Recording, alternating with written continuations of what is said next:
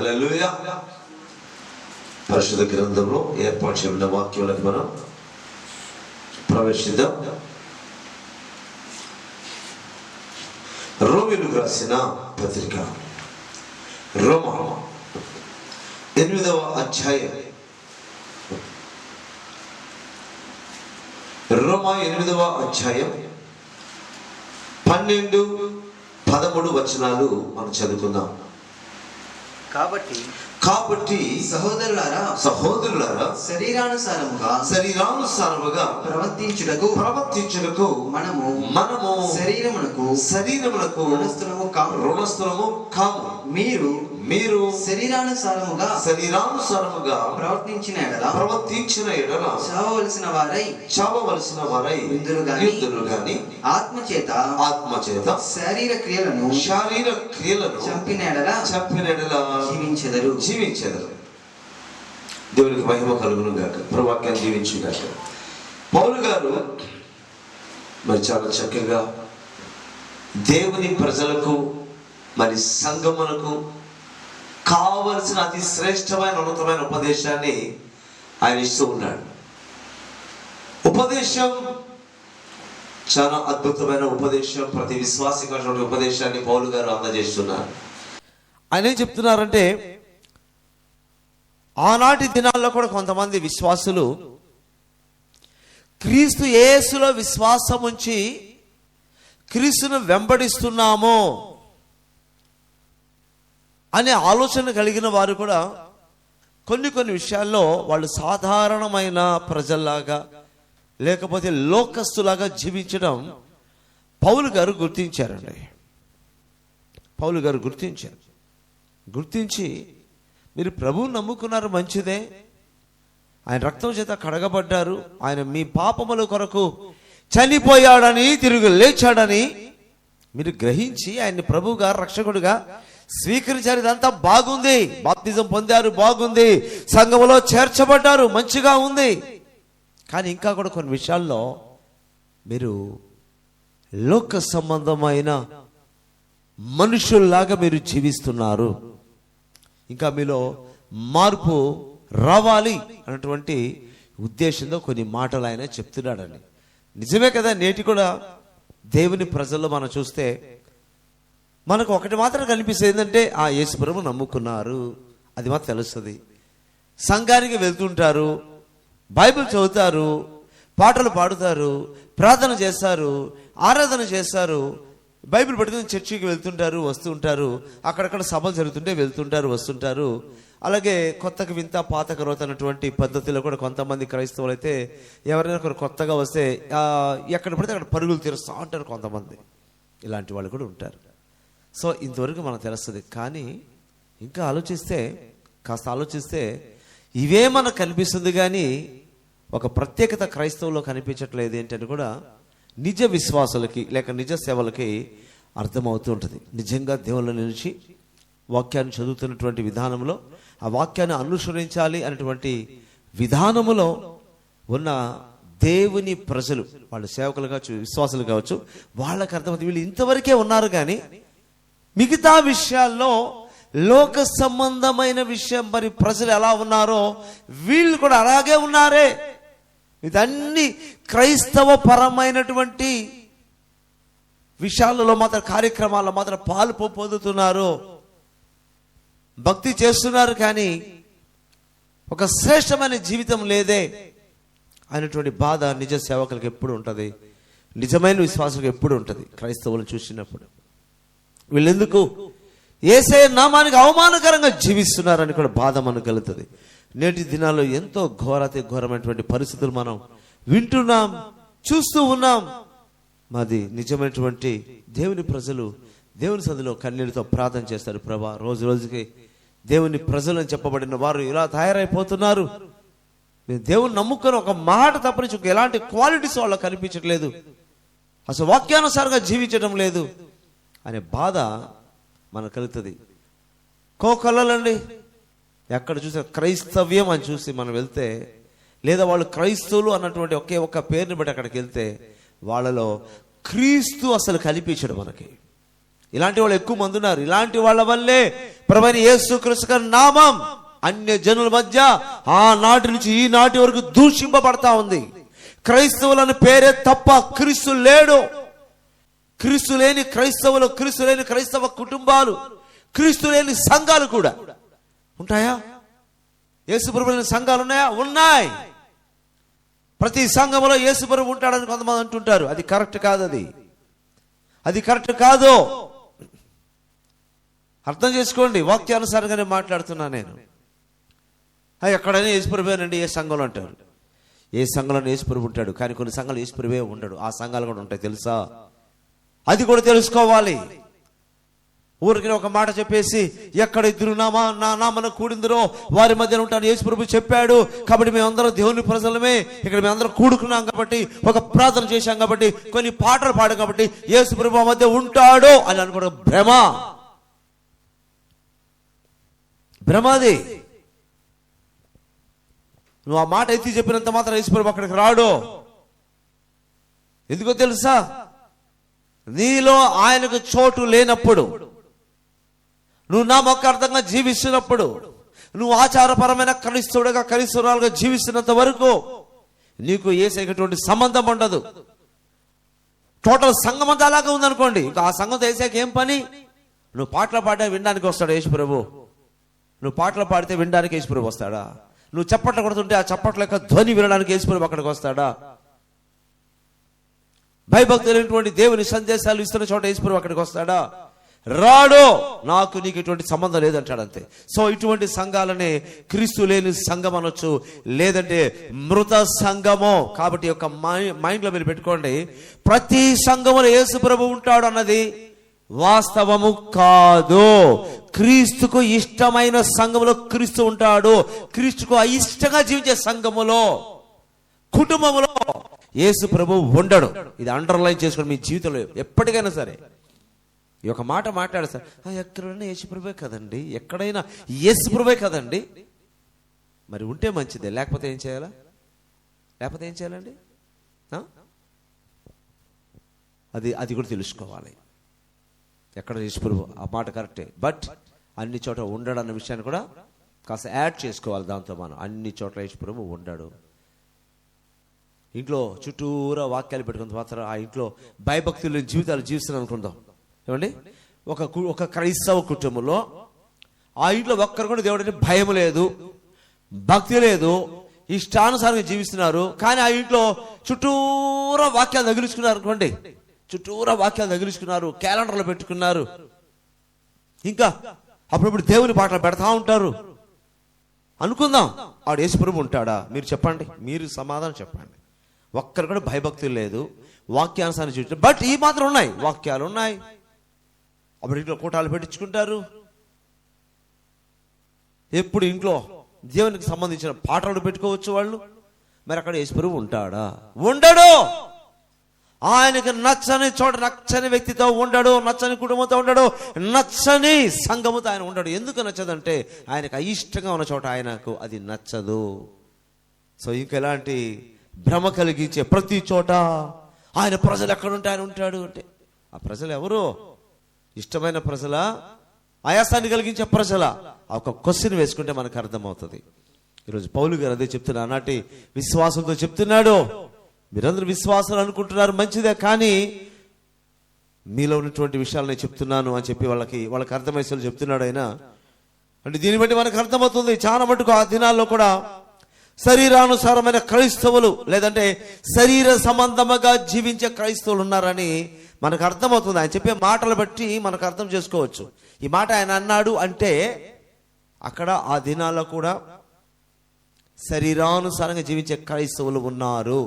అందుకని ఆయన మాట మాట్లాడాడని మనకు అర్థమవుతుంది. మనం ఎవరినైనా అరిచినప్పుడు పక్కన వాళ్ళకి అర్థమవుతుంది, వాడు ఏం తప్పు చేస్తుంటే వీళ్ళు ఎందుకు అరుస్తున్నారు, కొడుతున్నారు. ఎందుకంటే ఆ మాటలు బట్టి అర్థమవుతుంది. ఎరా దొంగతనం చేస్తావరా, 4 కొట్టి పీకేవనుకో, పక్కన వాడికి ఏం అర్థమవుతుంది? ఓ వాళ్ళ అబ్బాయి దొంగతనం చేశాడు అనమాట. ఎట్లా అర్థమవుతుంది? మన మాటలు, మన కొట్టడం, మన దండించడం పక్కన వాళ్ళు చూసినప్పుడు వాళ్ళకి మనం చెప్పనక్కర్లా, అర్థమవుతుంది. ఇలా మనకు అర్థమవుతుంది. ఈయనేమంటున్నాడు? కాబట్టి సహోదరులారా, శరీరానుసారంగా ప్రవర్తించడానికి మనము శరీరమునకు రుణస్థలము కాము. సో వీళ్ళు శరీరానుసారంగా జీవిస్తున్నారు కాబట్టి అంటున్నాడు ఆయన, మనము దేవుని ప్రజలం, యేసయ్య రక్తము చేత కడగబడిన ప్రజలం కాబట్టి ఇంకా శరీరానుసారముగా మనము జీవించడానికి ఈ శరీరానికి మన రుణస్థలము కాదు. ఎందుకంటే ఈ శరీర విషయమై మనం చేసిన ప్రతి పాపము కొరకు మన ప్రభువైన యేసుక్రీస్తు వారు మన పక్షంగా సిలువలో బలియాగమైనాడు కాబట్టి ఇక ఈ శరీరానుసారం జీవించడానికి మనం శరీరానికి రుణస్థలము కాదు. మనం దేవునికి రుణస్థలై ఉన్నాం, దేవునికి లోపడాల్సిన వారంగా ఉన్నాం. కానీ శరీరం మాట వినడానికి శరీరానికి మన దాసులమైతే కాదు, రుణస్థలమైతే కాదు. రుణస్థలం అంటే దాసులు, దాసులైపోవడం, శరీరానికి దాసులైపోవడానికి యేసు ప్రభు మన కొరకు ఎందుకు చనిపోవాల్సి వస్తుందండి? మనం ఇంకా అలా కొనసాగిపోతే ఆయన చనిపోవడం వ్యర్థమవుతుంది కదా. మన శరీరంతో జరిగిన ప్రతి పాప విషయమై కదా యేసుక్రీస్తు వారు తన శరీరంలో శిక్ష అనుభవించాడు. కాబట్టి శరీరానుసారంగా ప్రవర్తించడానికి మన శరీరానికి రుణస్థలము కాదు, ఈ శరీరానికి మనం బాకీ పడలేదు. ఇది మైండ్లో పెట్టుకోవాలి. ఈ శరీరం చెప్పి కోరినట్టుగా మనం ముందుకు వెళ్తే మన విశ్వాసం కాదు. శరీరం కోరుతుంది, రకరకాల కోరికలు కోరుతుంది, కోరదని చెప్పట్లేదు. బట్ మనం చేయకూడదు. మనం అంటే ఎవరు? ఈ శరీరములో మనం అంటే ఆత్మ. మన ఆత్మకే శిక్ష పడేది, శరీరానికి కాదు. మనము అంటే ఆత్మ. మన ఆత్మ లోపడకూడదు శరీరానికి. శరీరం కోరుద్ది, శరీరం ఈ లోక సంబంధంగా జీవించాలి ఆశపడుతుంది. అయితే నీలో ఉన్న ఆత్మ దానికి అంగీకరించకూడదు, ఒప్పుకోకూడదు, రాజీ పడకూడదు. ఏం చెప్పాలి ఆత్మ? ఏయ్ శరీరమా, మూసుకొని గమ్ము కూర్చోను, ఏదేదో మాట్లాడుతున్నా, నేను యేసే నమ్ముకున్నా, నేను చెప్పినట్టు ఉండాలా, నువ్వు చెప్పినట్టు నేను చేయను. మన శరీరంతో మన ఆత్మ చెప్పాలా ఏంటి? ఈ శరీరంతో మనల్ని ఆత్మ, నువ్వు చెప్పినట్టు నేను చేయను, నేను దేవుని నమ్ముకున్నా, నువ్వు చెప్పినట్టు చేస్తే నేను రేపు నరకానికి పోతా, నాకు శిక్ష పడుతుంది. ఓ శరీరమా, నువ్వు కాస్త గమ్ముగా ఉండో, నేను నీకు రుణపడి లేదు, నేను నీకు బానిసను కాను, నేను నీకు బాకీ పడలేదు. ఈ శరీరంతో జరిగిన ప్రతి పాపానికి నా యేసుక్రీస్తు వారు సిలువలో తన శరీరంలో శిక్షను భరించాడు. కాబట్టి ఇక నేను ఈ శరీరానికి నేను లోబడను, నేను దాసుని కాదు, నేను బానిసను కాదు, నేను బాకీ పడలేదు, నేను రుణస్థుని కానని మన శరీరంతో మనం చెప్పగలిగిన యథార్థమైన హృదయం మనలో ఉండాలండి. అంతేగాని ఆ చెప్పినట్టంతా చేస్తూ ఉంటే మన విశ్వాసం ఎట్ట అవుతాం? మనకి ఇంక వాక్యం దేనికి? మన శరీరం ఎట్ట ప్రవర్తించుంటే అలా ప్రవర్తిస్తుంటే మన విశ్వాసము ఎలా అవుతామో కామో అలాగే జీవిస్తుంటే విశ్వాసులు కొంతకాలం పిశాచాలుగా మారిపోతారు. పేరుకి విశ్వాసులే, మొత్తం పిశాచి జీవితాలు ఉంటాయి. వాళ్ళు ఎప్పుడు పిశాచి అంటే దెయ్యం వాళ్ళు స్థిర నివాసం చేస్తుంది. విశ్వాసిగా ఉంటేనే దేవుని ఆత్మ కార్యం జరుగుతుంది మనలో. విశ్వాసిలాగా లేకుండా విశ్వాసాన్ని పేరు పెట్టుకొని శరీరానుసారంగా జీవిస్తుంటే, దానికి సైతానిగా సహకరిస్తుంటే కొంతకాలికి సాతాడు నీలో స్థిర నివాసం చేసుకుంటాడు. పైకి భక్తిగా ఉంటావు, పైకి దేవుని బిడ్డగా పిలువబడతావు, తర్వాత ఒకరోజు నువ్వు నీ క్రియలు నిన్ను బట్టబయలు చేసి వీళ్ళు విశ్వాసులు కాదండి, పిశాచులు. ఎవరొక పాస్టర్ చెప్పాడంట, మంచి మాట చెప్పాడు. ఈ దినాల్లో కొంతమంది డినామినేషన్స్ బట్టి గర్విస్తుంటారు. మేము ఫలానా డినామినేషన్ అండి అంటుంటారు. నువ్వు ఏ డినామినేషన్ అయినా కావచ్చు, నువ్వు దేవుళ్ళు భక్తిగా ఉన్నావు, అది ముఖ్యం. అది నువ్వు ఏ డినామినేషన్ అయితే ఏముంది? ఏ శరీరంలో అవయవాలంతా కలిసి ఉన్నట్టుగా అందరూ కలిసి ఉండాలి. అంటే నువ్వు ఏ డినామినేషన్ ముఖ్యం కాదు, నువ్వు దేవుల భక్తిగా ఉన్నావా లేదన్నది ముఖ్యం, ఆత్మానుసారంగా జీవిస్తున్నావా లేదా అన్నది ముఖ్యం.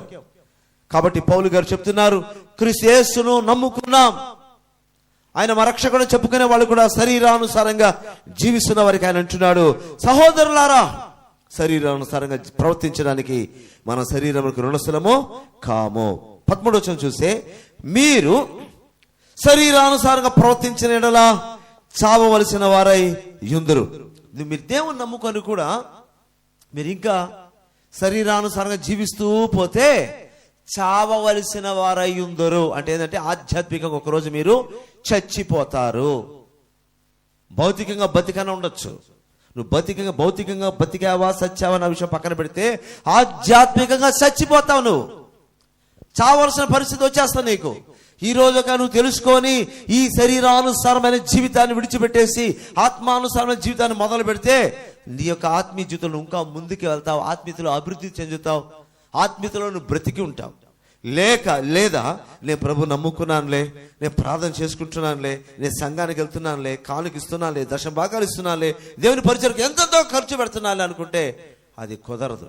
అవన్నీ రెండో విషయం మంచిది అవన్నీ. బట్ మొదటిది ఏం తెలుసా? నువ్వు ఆత్మానుసారంగా జీవించు, అప్పుడు వాటి విలువ వస్తుంది.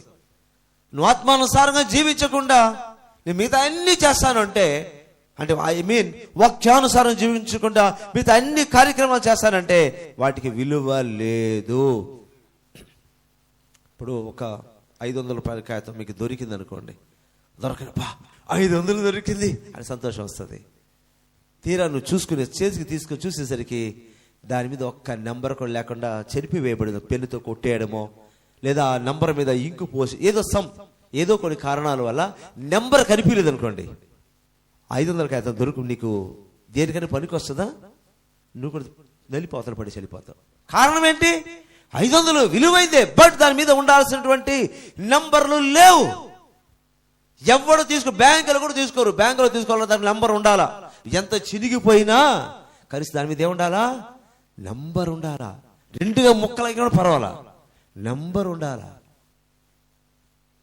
అది ఎంత డ్యామేజ్ పోయినా పర్వాలా, కలర్ పోయినా పర్వాలా, నంబర్ క్లియర్గా ఉండాలి. అప్పుడు బ్యాంక్ వాడని తీసుకుని నీకు వేరేది ఇస్తాడు. సో నువ్వు 500 రూపాయలు దొరికిందని ఎగిరి గంతులు వేసే కాదు, దాని మీద నెంబర్ ఉంటేనే చెల్లుబాటు అవుతుంది.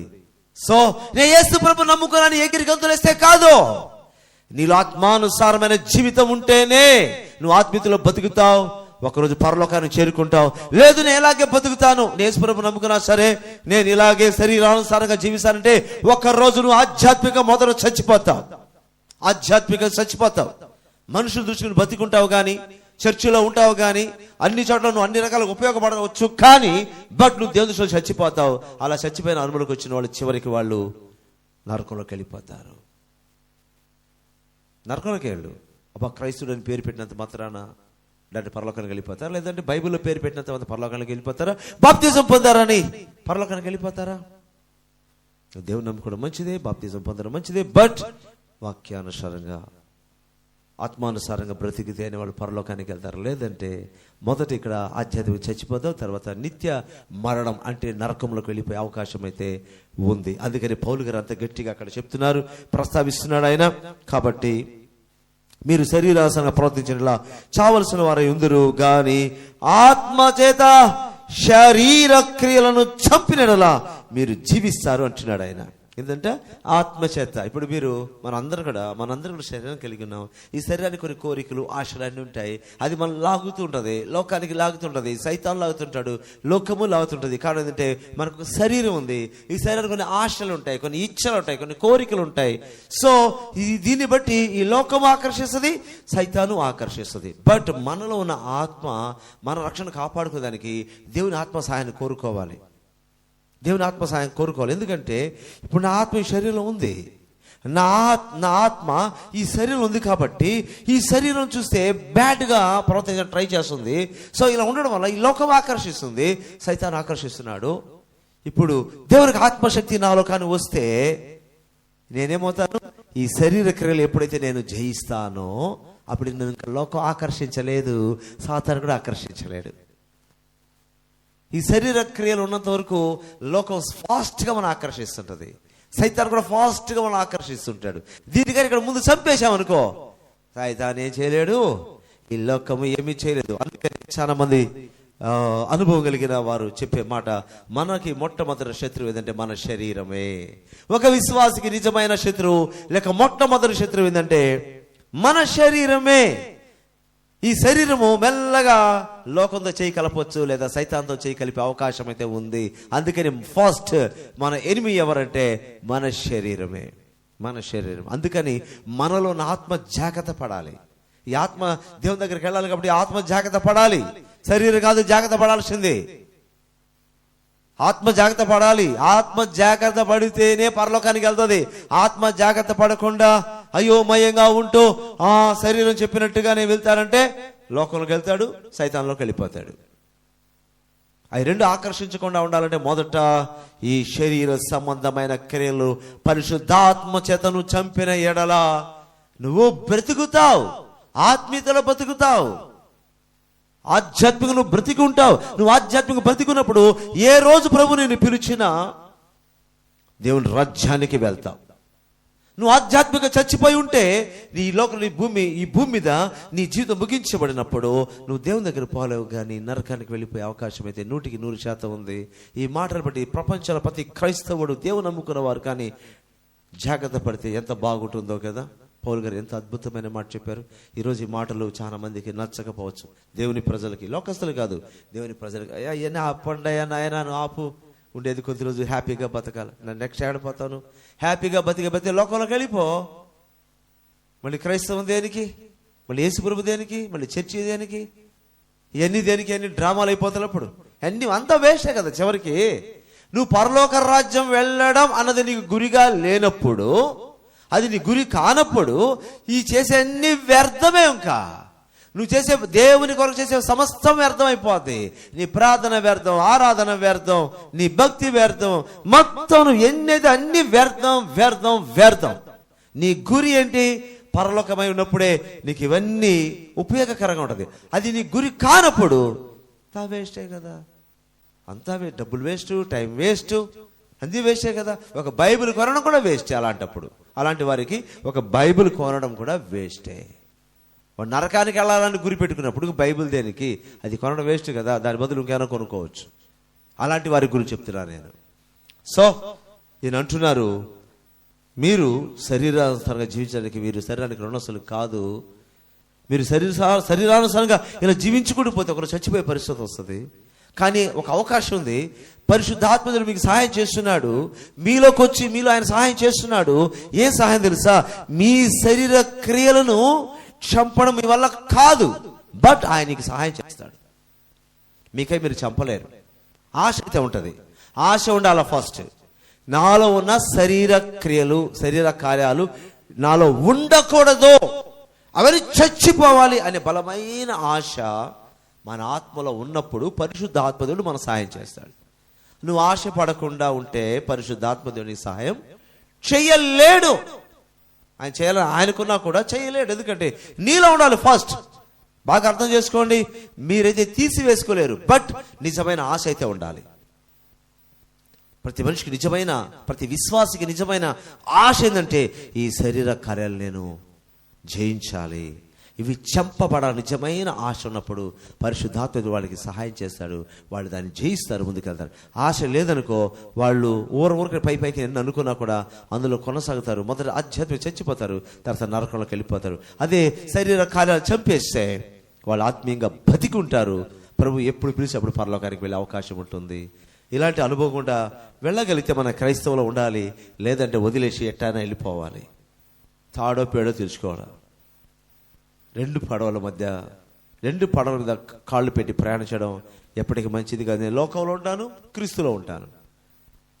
నేను లోక సంబంధమైన విషయాలు ఉంటాను, క్రీస్తుకి సంబంధమైన విషయాల్లో ఉంటాను. నేటి క్రైస్తవం రోజు రోజుకి ఎంత దిగజారిపోతుంది మనకు అర్థమవుతుంది. అటు క్రైస్తవ ప్రజలు కావచ్చు, సేవకులు కావచ్చు. ఇప్పుడు మనం అక్కడక్కడ చూస్తుంటాడు కొంతమంది సేవకులు, అసలు ఈయన ఎందుకని ఇక్కడికి వచ్చాడు అనిపిస్తుంది. నువ్వు ఉండాల్సిన స్థలం కాదు కదా, నువ్వెందుకు ఇక్కడ ఉన్నావు? ఈ కార్యక్రమంలో నువ్వెందుకు ఉన్నావు? ఎందుకున్నావు? నువ్వు నిజంగా వాక్యం తెలిసి ఉంటే నువ్వు కొన్ని చోటుగా వెళ్తావు, కొన్ని చోటుకి పోవు. వ్యర్థమైన వాటి అన్నిటికీ పోడు. దేనికి అవసరమో దానికే దైవజనుడు వెళ్తాడు, లేక విశ్వాస అయినా వెళ్తారు, అంతే. ఈరోజు అట్లా కాదు. ప్రతి దాంట్లో నా తలకాయ కనిపించాలి, నా ముఖం కనిపించాలి. అది ఏదైనా కావచ్చు. ప్రతి దాంట్లో నేనుండాలి, నా ముఖం కనిపించాలి, నేను అందరికీ తెలియాలి, నేను పబ్లిసిటీ అయిపోవాలి. ఆఖరికి ఎక్కడికి పోతావు? దేవుడు చూడాలని చూడు. మొదట దేవుని మనల్ని చూడాలి. అది మన జీవితానికి ముఖ్య ఉద్దేశంగా ఉండాలి. వాళ్ళు చూడాలి, వీళ్ళు చూడాలంటే ఆఖరికి ఎక్కడికి పోతావో నీకే తెలియదు. మొదట ప్రభు మనల్ని చూడాలి. మన ప్రభుకు బాగా తెలిసి ఉండాలి. లోకస్తులు కాదు, లోకాన్ని కాదు. ఒకవేళ ఆయనే హైలైట్ చేసి అది వేరే విషయం. ఆయన నిన్ను గణపరచడమో, ఆయన నిన్ను హెచ్చించడమో, ఆయన నిన్ను అందరికి కనిపించేటట్టు చేయడమో అది ఆయన ఇష్టం. అది కానీ నీ సొంత ప్రయత్నం అయితే చేయకూడదు. అది ప్రతి విశ్వాసి, ప్రతి దైవజనుడు గుర్తుపెట్టుకోవాల్సిన విషయం. ఓకే, ఈ శరీర స్వభావం గురించి చూడండి. కొలస్సీలకు రాసిన పత్రికలో కొన్ని మాటలు అక్కడ ఉన్నాయి. జస్ట్ అవి చదివితే మనకు అర్థమైపోతాయి. అంటే ఇంతకీ ఏంది శరీర స్వభావం, ఏంది లేక శరీర కార్యాలు ఏంటి, అవి కూడా కొంతమందికి తెలియనట్టు ఉంటారు. తెలుసు చేసేది అయ్యే, బట్ వాళ్ళకి ఇంకా క్లియర్ గా చెప్పాలన్నమాట. కొలస్సీ 3వ అధ్యాయం 5-10 వచనాలు వరుసగా చదువుకుందాం. కావున భూమి మీదనున్న మీ అవయవములను అనగా జారత్వమును అపవిత్రతను కామాతురతను దురాశను విగ్రహారాధన ధనాపేక్షను చంపివేయుడి.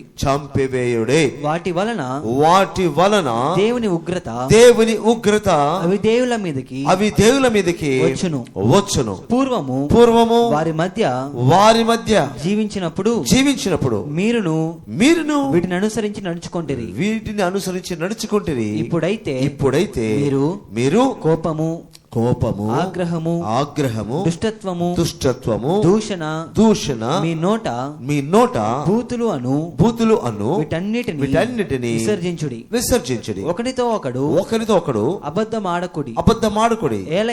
ఏలయనగా ప్రాచీన స్వభావమును దాని క్రియలతో కూడా మీరు పరిత్యజించి జ్ఞానము కలుగు నిమిత్తము దానిని సృష్టించిన వాని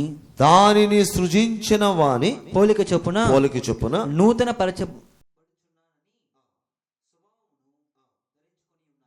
నవీన స్వభావమును ధరించుకొని ఉన్నారు. ఏంటి టోటల్ గా ఈ పదాలన్నీ మనకు తెలుసు. ఇవే శరీర స్వభావం. ఇంకా ఒక్కొక్క దాని గురించి వివరిస్తే కొన్ని గంటలు పడుతుంది. అక్కడ పదాలన్నీ చూసుకుంటూ వచ్చాం కదా, ఇవి మనం పోల్చుకోవాలి. శరీర స్వభావం అంటే ఇది, లేదా శరీర క్రియలన్నా ఇది. ఇవన్నీ విశ్వాసిలో ఉండకూడదు. శరీరం ఉంది కాబట్టి వీటికి సంబంధించిన లక్షణాలు ఖచ్చితంగా ప్రతి శరీరంలో ఉంటది. బట్ అవి మనలో ప్లే కాకూడదు, అవి క్రియగా మారకూడదు. శరీరం కలిగిన ప్రతి ఒక్కరిలో ఇవన్నీ ఉంటాయి. ఈ శరీరం ఉన్నంత వరకు అవి ఉంటాయి, బట్ అవి క్రియగా మారకూడదు, అది కార్యరూపం దాల్చకూడదు. మనం నవీన స్వభావం ధరించుకోవాలి. పరిశుద్ధాత్మదేవుడు మనకు సహాయం చేస్తాడు. నవీన స్వభావం, క్రీస్తు యేసుని కలిగిన స్వభావం మనకు వస్తుంది. రాదని చెప్పవద్దండి, రాదని చెప్పకూడదు, వస్తుంది అంతే. ఖచ్చితంగా వస్తుంది. ఇది రాదండి అట్టొస్తుంది. ఎందుకు రాదు? నువ్వు ఎవరివి? నువ్వు దేవుని బిడ్డవు కదా, నువ్వు దేవుని బిడ్డవు అయిపోయావు. సో లోకస్తులకు ఏ శరీరం ఉందో మనకు అదే శరీరం ఉంది. బట్ మనము దేవుని నమ్ముకున్నాం కాబట్టి ఈ శరీరం కలిగే ప్రతి క్రియ మీద జయించే శక్తిని ఇవ్వడానికి దేవుడు మనతో ఉన్నాడు. మనకు నవీన స్వభావం ఇస్తాడు. ప్రాచీన స్వభావం పోయి నవీన స్వభావం, ప్రాచీన స్వభావం ఇవన్నీ కూడా మనలో జరిగి ఉంటుంది. అన్ని కావచ్చు, కొన్ని కావచ్చు. ప్రతి మనిషి అన్నీ చేసి ఉన్నాడు. లోకస్తుడు కూడా అన్ని తప్పులు చేస్తారండి. ఒక్కొక్కరు ఒక రకమైన తప్పు చేస్తూ పోతుంటారు. ప్రతి ఒక్కరు అన్ని ఒకటి చేయవచ్చు, ఒకటి రెండు చేయవచ్చు, ఒకటి మూడు చేయవచ్చు. అంతేగాని ఈ అన్ని విషయంలో లోకస్తులు కూడా ఉండదు. కొన్నిసార్లు లోకస్తులు ఇన్ని రకాల తప్పులు వాళ్ళు కూడా చేయకపోవచ్చు. వాటి ఏదైనా ఒక్కటి ఉండొచ్చు. అర్థమవుతుందా? కాబట్టి ఒకప్పుడు మనం కూడా అలాగే అన్నో కొన్నో ఒకటో రెండో మనలో కూడా కార్యం జరుగుతుంది. ఇప్పుడు ప్రభు నమ్ముకున్నాము. ఇప్పుడు నవీన స్వభావం, ప్రాచీన స్వభావం పోయి నవీన స్వభావం మనలోకి రావాలంటే దేవుడు ఎప్పుడు కూడా మనలో నవీన స్వభావం తీసుకురావడానికి, ఆయన కార్యం చేయడానికి, మన పక్షంగా కార్యం చేయడానికి ఆయన సిద్ధంగా ఉన్నాడు. మనమే సహకరించాలి. ఆ మాట కూడా చూద్దాం, ముగించుకుందాం. చూడండి, ఫిలిప్పీ ఆత్మ కార్యానికి మనం సహకరించాలి.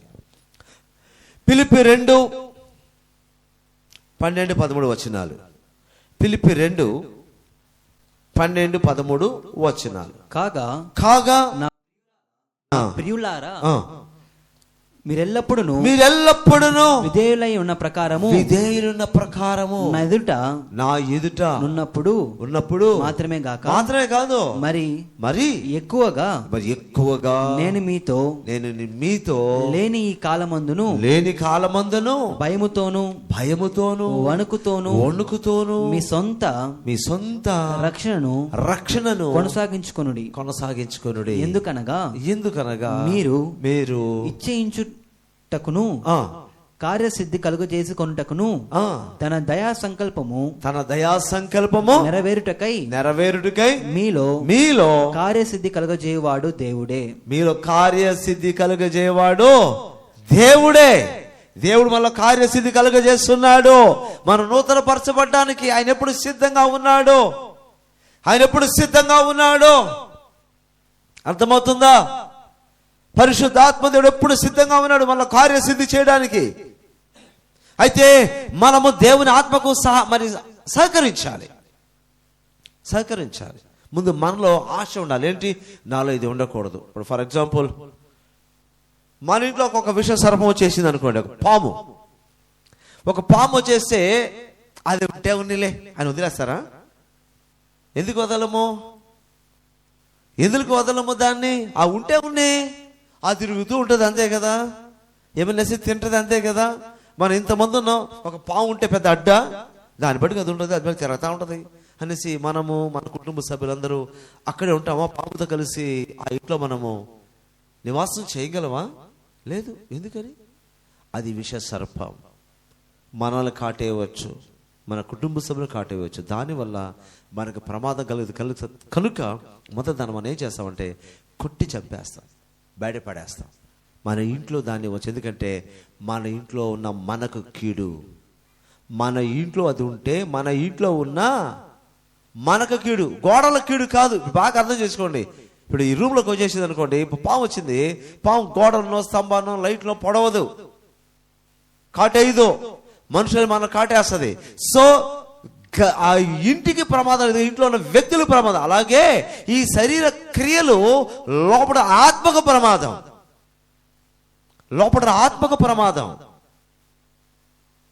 కాబట్టి మన ఇంట్లో నుంచి విష సర్పాన్ని ఎలాగైతే బయటకి తరివేస్తామో, మన శరీర క్రియలు బయటకి తరమకుంటే అది ఉంటే ఉన్నీళ్ళంటే ఎలాగైతే మనం ఒకరోజు చావుకు గురవుతామో, ఈ శరీరం సంబంధించిన క్రియలు కూడా మనం ఉంటే ఆధ్యాత్మికంగా చచ్చిపోతాం. పాము ఇంట్లో ఉంటే ఎంత ప్రమాదమో, మన ఒంట్లో శరీర క్రియలు ఉంటే అంతే ప్రమాదం మన ఆత్మీయ జీవితానికి. సో ఇందాక చెప్పిన లిస్టులో ఎన్ని శరీర సంబంధమైన క్రియలకు తెలియజేసేవి. కానీ ఇంకా అమాయకము కొంతమంది క్రైస్తవులు ఉన్నారు. శరీర ఆశ అంటే వాళ్ళ దృష్టిలో ఎవరన్నా మంచి గుడ్డలు వేసుకుంటే బాబాలే శరీర ఆశ అండి వీళ్ళకే. మంచి గుడ్డలు వేసుకోవడం శరీరాశ కాదండి. క్లియర్ చేస్తారు దాన్ని కూడా. ఏంటంటే అటువంటి భ్రమలో ఉన్నారు. మనం డబ్బు ఉంది, మంచి గుడ్డలు వేసుకుంటాం. లేనప్పుడు ఏం చేస్తుంటాం? దాని తగ్గట్టుగా వేసుకుంటాం. డబ్బు ఉంది, మంచి ఫుడ్ తింటాం.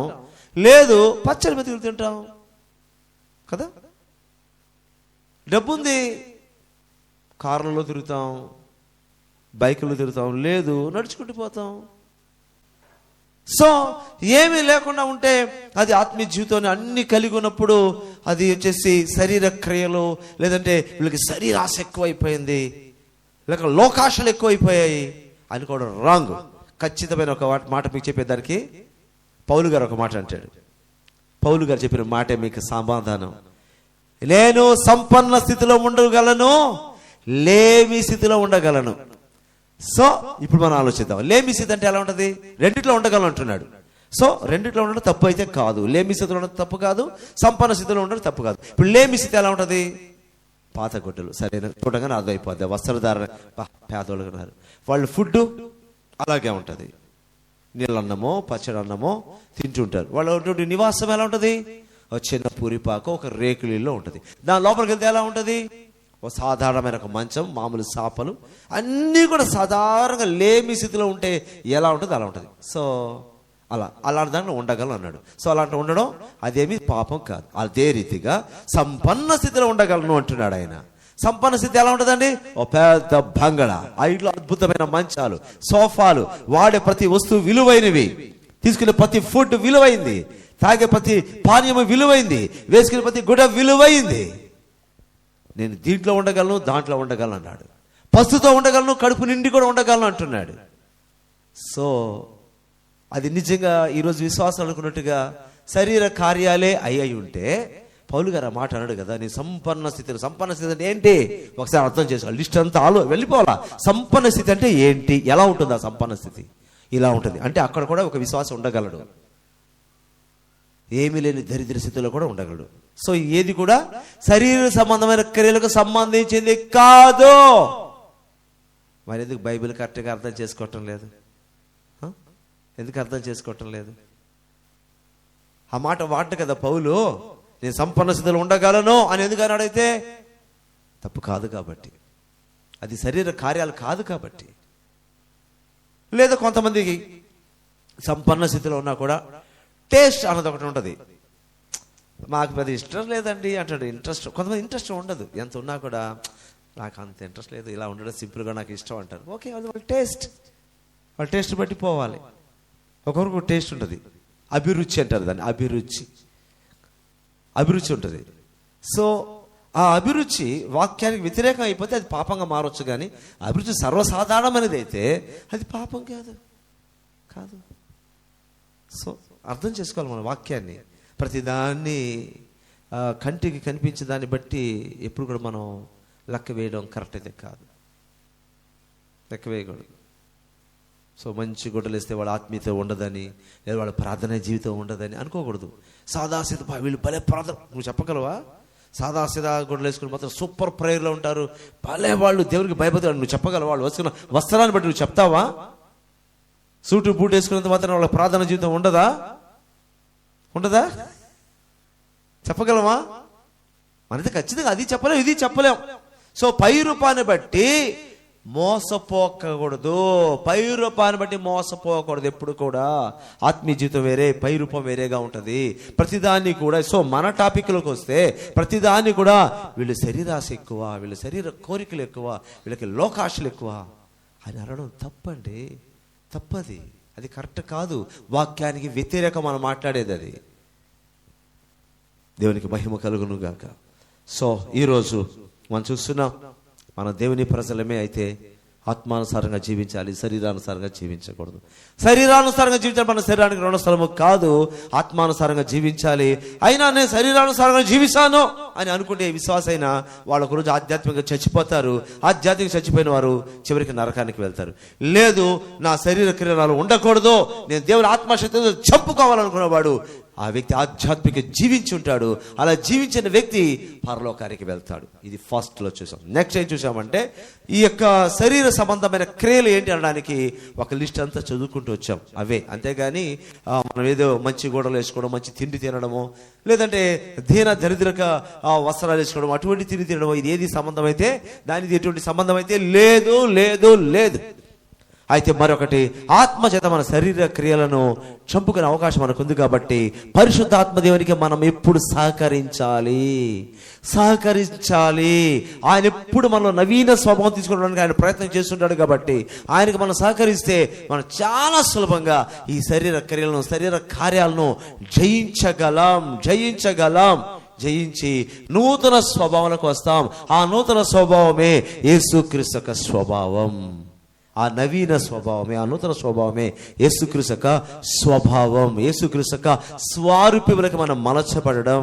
ఇందాక అంటాడు ఆయన పౌలు గారు, నా ఎదుట మాత్రం కాదు, నేను లేకపోయినా కూడా సరే మీరు భయభక్తులు జీవించాలి. కొంతమంది దేవుని ప్రజలు ఆ సేవకులు ఎదుటనో ఇంకెవరు ఎదుట మాత్రం దేవుడు అంటే భయంగా, భక్తిగా, జాగ్రత్తగా, అన్ని విషయాలు జాగ్రత్తగా ఉంటారు. ఆ వ్యక్తి లేదనుకో ఎలా పడితే బతుకుతారు. అది కరెక్ట్ కాదు. మన దేవునికి భయం కలిగి ఉండాలి, మనుషులు కాదు. మనుషులు భయం ఉంటే మనిషి ఎదురు కరెక్ట్గా ఉంటాడు.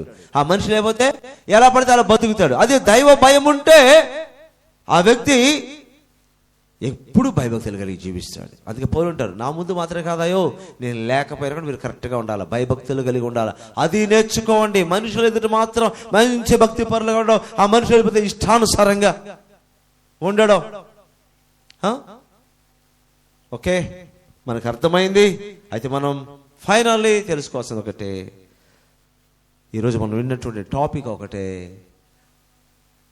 శరీర కార్యాలు పరిశుద్ధాత్మతో జయించుట. అది ఈరోజు మనం చూసింది. సరేనా? ఈరోజు మనం విని వెళ్ళిపోతే ఏం ప్రయోజనం లేదు. ప్రాక్టికల్ ఎక్స్పీరియన్స్ ఇది ఒకరోజు జరిగేది కాదు. ప్రతిరోజు దీన్ని అమలుపరుచుకుంటూ పోతేనే మన పరిపూర్ణలు కాగలం. ఈరోజు 1 గంటలో అయిపోయేది కాదు, అరగంటలో అయిపోయేది కాదు. ఇది మెసేజ్ చెప్పిన 40 minutes అయిపోయే కార్యాలు కాదు. ఇది అలవర్చుకుంటూ ప్రాక్టీస్ చేస్తూ పోతే అప్పుడు ప్రభువైన యేసుక్రీస్తు మనం పిలిచే లోపల మనం పరిపూర్ణలు అయిపోయి ఉంటాం. హల్లెలూయా. ఆయన పిలిచే లోపల పరిపూర్ణలు అయిపోయి ఉంటాం. మనం సిద్ధపడదాం. ప్రభు సందేశం దీవించుగాక. ఆమేన్.